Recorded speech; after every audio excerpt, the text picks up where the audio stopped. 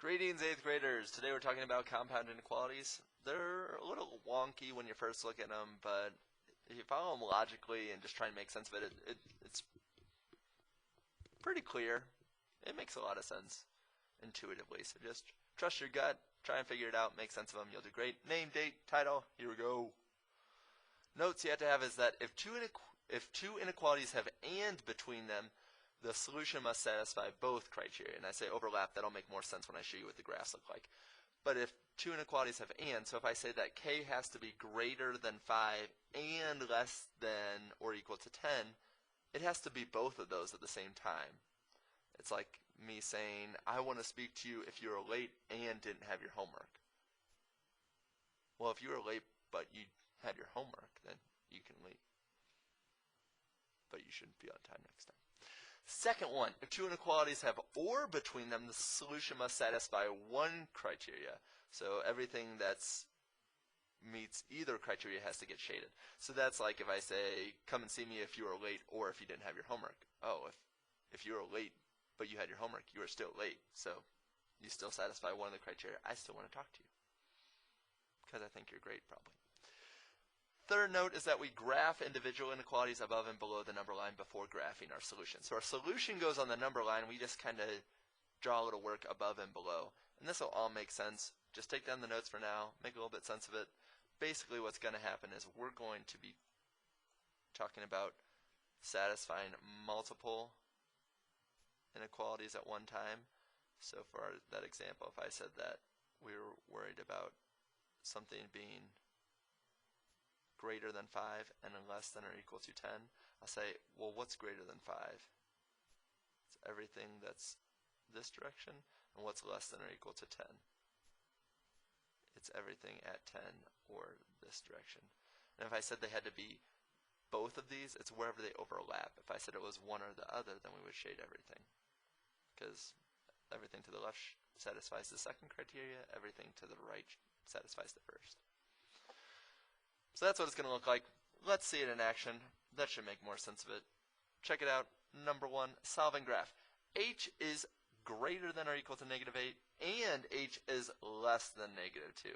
So we got the word and in there. We gotta focus on satisfying both criteria. That's what will go on our official number line. So let's draw that to start. Oh, that's a miserable number line. I just cannot draw. Don't tell Mrs. Bright. So if we have -8 over here and we have -2, this is where they are in relation to each other because 0 would be right around here. Now, what's the first criteria it has to meet? It has to be greater than or equal to -8. So it'd be anything is greater than or equal to -8, starts at -8 and goes to the right, and it's a less than -2. So we don't include -2, but it's a less than, so it goes to the left. What satisfies both of these? Well, 8. If you look above and below, it's getting shaded either way. And everything in this section has a line above and below it. It should be shaded. Now 2 is shaded above, but it's open dot below, so it does not meet both criteria. That only meets the first criteria. So this is the solution set. H could be anything in here that is simultaneously greater than or equal to -8 and less than -2. Let's look at number 2. It says j plus 42 is less than 70, or -5j is greater than or equal to -20. Well, let's solve these individually, shall we? In this case, I'll subtract 42 from both sides of my scales of injustice. And we'll get j has to be less than, mental math, oh gosh, oh no, 28. I know you did it faster than me, you don't have to brag. In this case, we'll solve this one by dividing both sides by -5. Now, if we divide both sides of an inequality by a negative number, we better flip that symbol. So, and the answer would be 4. J has to be less than or equal to 4. Now, the word here is or. This is important. It has to satisfy 1. So let's draw a number line that includes both 28 and 4. And see how these would be graphed separately. So if we have 0 way over here, then 4 would be pretty close, and 28 would be way over here.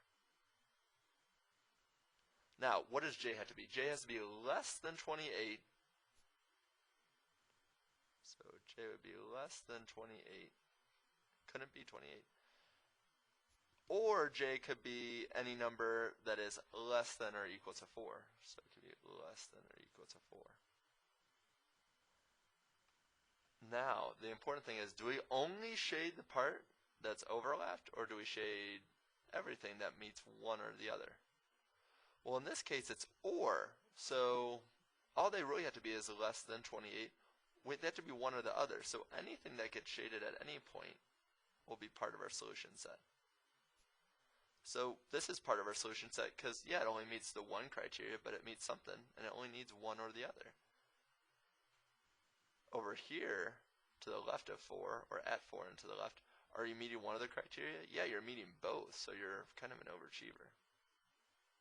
Now sometimes, when we have an or statement, our solutions will go in opposite directions, so we can shade the opposite arrows, and there will be an empty space, the set of numbers, which is not a solution to either, in the middle. But in this case, they overlap, so we're just going to go in one direction. So any number that is less than 28 is going to satisfy at least one of these, and maybe both. So this is the process. Hopefully it makes a little bit of sense. Solve these inequalities individually, and maybe draw a little pseudo graph above and below, or like mini graphs as your work, and then actually on the number line we'll put our solution set for the full answer. If you have any questions, let me know. Best of luck, and here are your examples to work on yourself. G is greater than 25 and G is less than or equal to 31. So I just want you to graph that, show me what the graph looks like, maybe draw your sample solutions above and below. Pay attention to and. And the next one says z minus 9 is greater than 13, or 2z is less than negative 14. So what are all the numbers that could be solutions for that? Make sure you've graphed them all, and I will see you on the flip side.